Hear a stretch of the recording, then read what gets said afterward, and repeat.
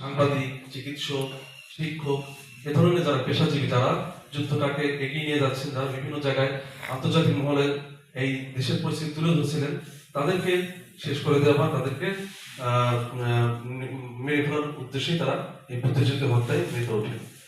আমরা যা একটা হিসাব, এটা মানে পর্যাপ্ত সেভাবে বিভিন্ন জায়গায় বিভিন্ন হিসাব দেওয়া হয়েছে যে ওই সময় 14ই ডিসেম্বরের দিন প্রায় 1000-এর উপরে বুদ্ধিজীবী হত্যা করা হয়।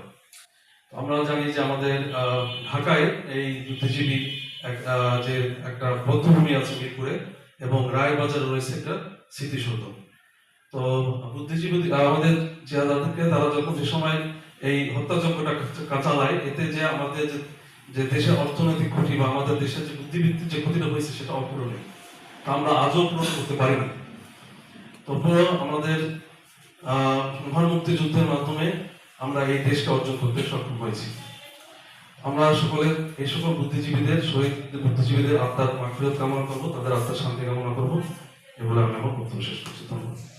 পরিষদের আলোচনার এই পর্যায়ে বক্তব্য রাখছেন জনাব ডাক্তার মোহাম্মদ হাসান আলী, সম্মানিত উপজেলা প্রাণী সম্পদ কর্মকর্তা মোল্লাহাট।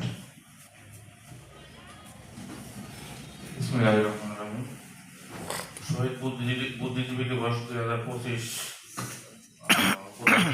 আলোচনা সভায় উপস্থিত আছেন অত্র উপজেলার সম্মানিত এবং সুযোগ্য উপজেলা নির্বাহী কর্মকর্তা, সুপ্রিয় সহকর্মীবৃন্দ, শ্রেষ্ঠ সন্তান মুক্তিযোদ্ধাগণ, ইলেকট্রনিক এবং প্রিন্ট মিডিয়ার সাংবাদিক বন্ধুগণ এবং বিভিন্ন রাজনৈতিক দলের সম্মানিত নেতৃবৃন্দ, সম্মানিত সুধীবৃন্দ, আসসালামু আলাইকুম। 1971 সালে 14 ডিসেম্বরে যে বর্বরচিত হামলা হয়েছিল আমাদের জাতির সূর্য সন্তানদের